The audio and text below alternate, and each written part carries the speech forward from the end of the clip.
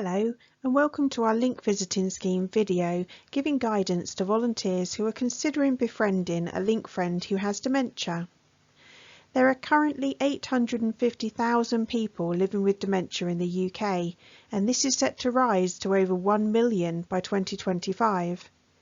One person every 3 minutes develops dementia in the UK, so it is no surprise that we often have link friends come to us who have the early stages of dementia or who are caring for a loved one who does. We feel it's important for every volunteer to be aware of how we can support link friends who have dementia to live well. Volunteers play a crucial role in the treatment of dementia. You can relax, calm and entertain someone, and that can bring the link friend from a place of tension, apathy or anxiety to a place of contentment. You will have the privilege of appreciating the quality of the moment with your link friend. You will not need to dwell on what happened in the past or make plans for the future. You can take each moment and focus on the person, not the disease they have. That quality time and focused attention will be the gift that you share. Dementia is an umbrella term used to describe a range of conditions that affect the brain. There are over 200 subtypes of dementia, but the 5 most common are Alzheimer's disease, vascular dementia, dementia with Lewy bodies, frontal temporal dementia, and mixed dementia. 6 out of 10 people living with dementia have Alzheimer's disease, so that is the most common type. There is no cure for dementia, but there are some treatments that can help alleviate some of the symptoms. The symptoms of dementia can vary depending on the person and the type of dementia they have. Every person's experience of dementia is unique and individual. It depends on their physical makeup, genes, emotional resilience, and the support around them. Unfortunately, because there is no cure, all types of dementia are progressive, which means the structure and chemistry of the brain becomes increasingly damaged over time. Different types of dementia can progress in different ways. For example, Alzheimer's dementia tends to progress at a more gradual pace.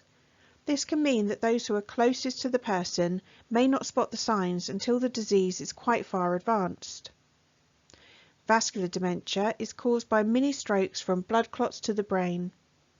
Every time the person has a mini stroke, they lose more brain cells, which can lead to a more dramatic, step-like progression. Dementia is a disease of the brain, and therefore it can indiscriminately damage cells from any area of the brain. What does our brain control? Of course, it controls everything. So if dementia can affect any part of the brain, then you can see that it can affect any function, skill, memory or emotion that we have. Dementia is not just about memory loss, it's about so much more.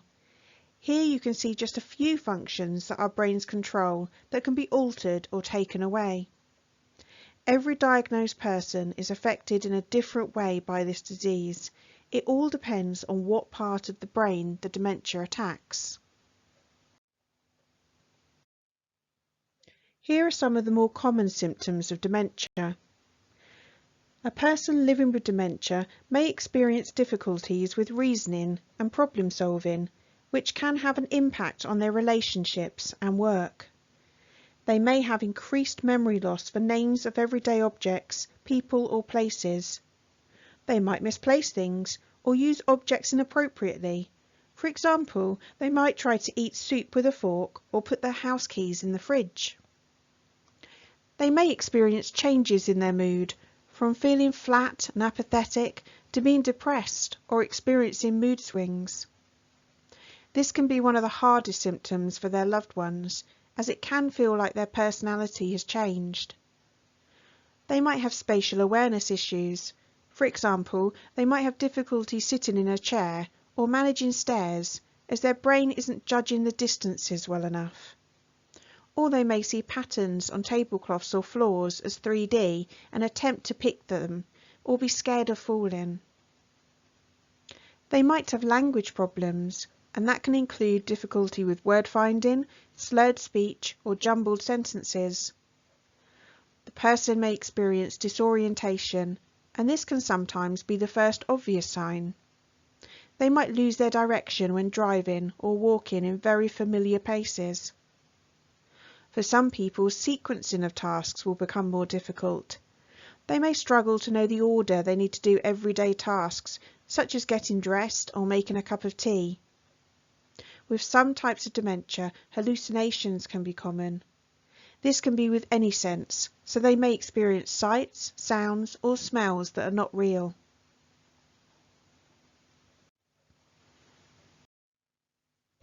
For some people, memory loss problems can be one of the first symptoms that they or their loved ones notice. However, they might not wish to seek medical advice for it, as they may be fearful of what the diagnosis may be.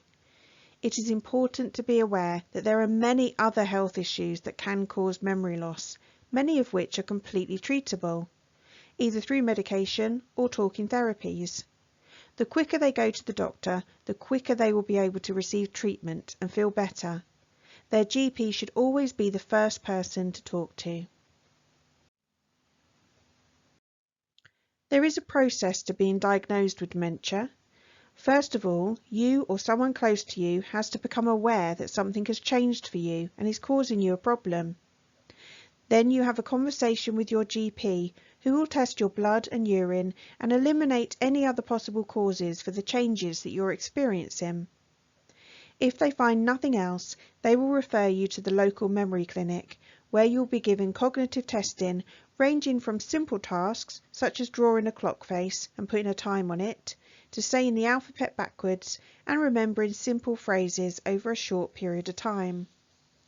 For some types of dementia, you may have an MRI scan. Our memory clinic is at Barkham Day Hospital in Wokingham Hospital. Once you have received a diagnosis of dementia, you and your loved ones will be able to access a wide range of support services through the memory clinic that are designed to help you understand dementia, what support there is available, and how you can continue to live well. There is research that shows us that although our genes play a part in if we get dementia, our lifestyles are important too. If you live well, you can reduce the risk of developing dementia. So try to eat a healthy diet, maintain a healthy weight, get regular exercise, drink alcohol in moderation, and don't smoke. Make sure your blood pressure is checked and controlled, and if you have diabetes, make sure you manage your condition as advised by your doctor. Now we have found out a bit more about dementia, we will move on to how we, as Link volunteers, can help the person we are visiting get the most out of our interactions. There are 5 rules of communication that we believe are important when visiting somebody living with dementia. They will help you retain your Link friend's sense of identity, self-worth and dignity, whilst keeping them safe during your visit. They are: consider your honest answers, always address the person directly, avoid testing, don't say don't, use diversion and redirection instead, and finally, hear and respond to the other person's reality. Let's start with being honest. Honesty isn't about correcting something that is clearly false. For example, you might go and visit your Link friend and they say to you, "I thought you were coming on Wednesday, but today is Tuesday," when actually today is Wednesday. You might be tempted to correct your Link friend and gently remind them of the day, but first stop and think about why you want to correct them. Is it just because they have got it wrong? Maybe you shouldn't, because correcting might make them feel negatively about themselves. Maybe instead you could say, "Oh, is it? Well, I'm here now and I'd love to have a chat if you're free." If they need to know the day for a reason, like they have an appointment, I would gently help them correct themselves by saying something like, "Oh, is it? Have you checked your calendar today? Shall we go and have a look?" Always ask yourself, what is helpful? What is kind? Am I helping the person keep their dignity? And is it absolutely necessary to correct them? Always treat your link friend as an adult, as they will be able to feel if you're fobbing them off or treating them like a child. When we are visiting a link friend with dementia who lives with other people, it is important that we always address the link friend directly and include them in the conversations we are having. Sometimes when a person has a hard time keeping up with the pace of a conversation, has problems word finding, or has low confidence when talking, it is easy for them to get lost in the conversation. They may begin to let others speak for them and become more passive. This can be combated by consciously including them in the conversation, slowing down the pace, actively listening to them, and giving them gentle encouragement. We need to help them overcome apathy, as this can accelerate their dementia symptoms. Imagine you were asked questions throughout your day that you either thought you knew the answer to, but you were told you were wrong, or that you just didn't know the answer to at all. I wonder how that would make you feel. When we ask a question to a person with dementia, it can feel like a test of their memory that they are sure to fail, and this can increase their sense of inadequacy. So if we can avoid asking "can you" questions like "can you tell me" or "can you remember?" and putting them on the spot for answers, that will help the link friend to be more confident. We can talk in statements instead. Think about visual prompts. "I fancy a cup of tea" whilst holding a cup may prompt them to say "me too," so you can make a cuppa for both of you. Saying "it was really cold this morning" whilst rubbing your hands will stimulate the person's mind to think of what being cold feels like. To help you, you could talk yourself around their room. For example, you could point at a picture on their wall and talk about it. "This little chap looks cheeky. What a lovely smile." Or you could spot clues to hobbies. "Look at all this wool. I love to knit." You could also use a trick called throwing verbal balls in the air. This is a technique that is best used when you know a little bit more about a link friend, so you have some prompts as to what their hobbies and interests used to be. You start off with information you know. For example, your link friend used to be a dance teacher.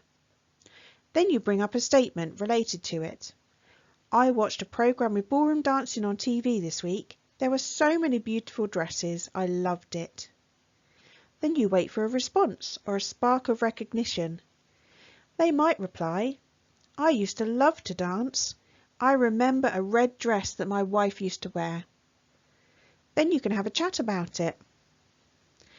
If the dancing conversation ball falls and they don't say a response, you can throw another verbal ball up. For example, you could say, "The rain this morning was perfect for the garden. It looks so fresh outside." And you start the process again. It is important to remember sometimes different balls may be caught on different days, although some topics will be favourites and the link friend will love to repeat them. Sometimes our link friend's reality that they believe they are living in might be different to ours. They might believe a person who died years before is coming to visit them soon. They might believe people are treating them badly when they are not, or that they haven't had anything to eat recently when they have just finished their dinner.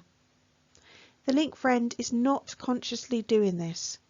The dementia has taken away some of the memories and destroyed pathways that the brain needs to accept signals from the body.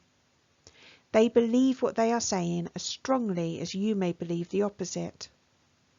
How do you think they may react if you try to change how they see the world? I think they may become angry, resist you, and eventually may just withdraw from you and the conversation. We need to find ways to get alongside them in their reality and help them reduce their anxieties.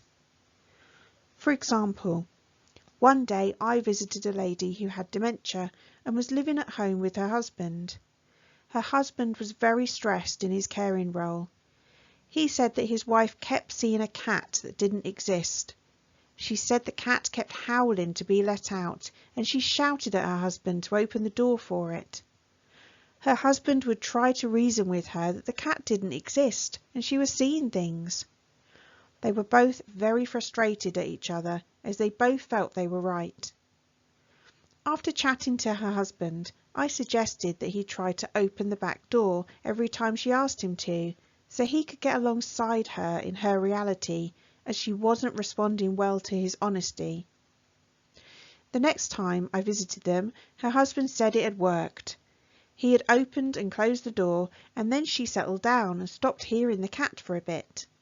He continued to support his wife in this way, and they both felt less stressed because he had found a way to help her reduce her anxiety. Of course, we must be mindful of our link friends' safety, and if they are endangering themselves, please do seek advice from the link staff on the best way to support them. It is important for us to try and stay positive with our link friends, even if they're not. For example, if your link friend says her daughter never visits, but you know she has, try not to correct her. Instead, try and speak positively about her daughter to your link friend. In this way, we can remain respectful and not confrontational. If you are unsure about anything, please do seek support from your support leader or the link staff team. Sometimes our link friend won't realise they're doing something dangerous or inappropriate.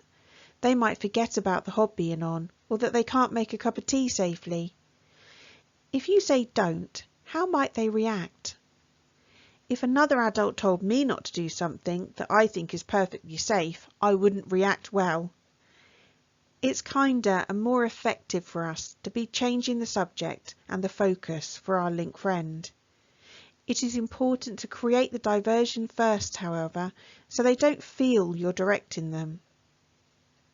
Here we have some examples of how you could divert and then redirect your link friend if they are about to do something that is dangerous, if they are feeling very anxious, or if they are in a repetitive loop of conversation.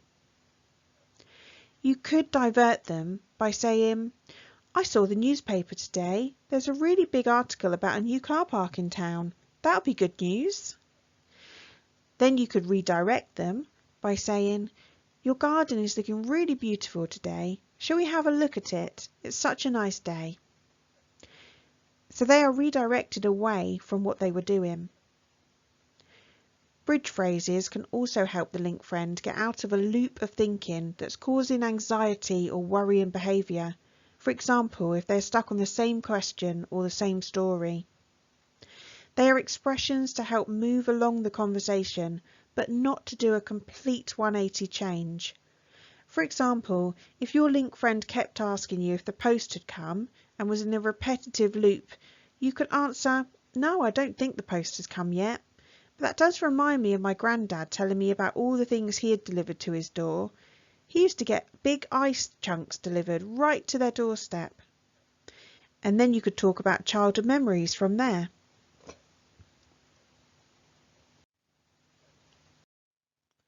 Here are some general top tips for communicating with people that have dementia. Make sure you have the person's attention when you're talking. Slow down the pace of your speech so they can have the chance to process what you're saying, and give them plenty of time to respond, as it may take them longer to formulate their thoughts. Try to keep your sentences short and simple and make one point at a time. Be calm and unhurried, and express this through your voice and your body language. Keep the conversation relevant to them, to keep their interest, and be conscious of not shouting or slipping into baby talk. You can look at your link friends' facial expressions and body language to give you clues about how they're feeling. And if conversation is difficult, you can use other ways to stimulate them. For example, you could play some music, spray perfume, or hold their hand.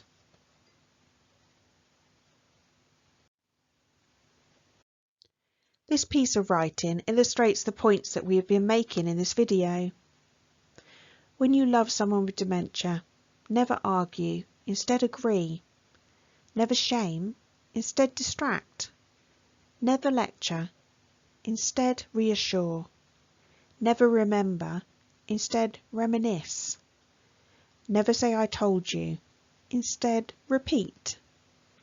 Never say you can't, instead say do what you can. Never command, instead ask or model. Never condescend, instead encourage and praise. Never force, instead reinforce.